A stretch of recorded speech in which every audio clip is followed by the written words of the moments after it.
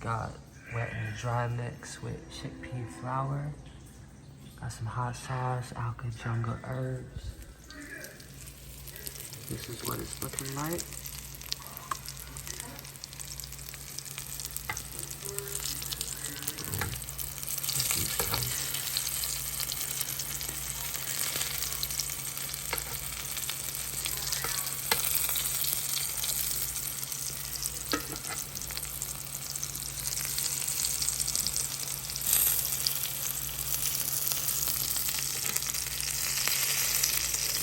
I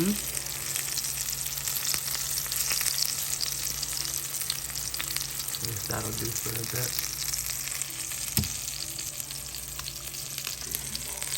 And then the maitake, these kind of got burnt, but still amazing.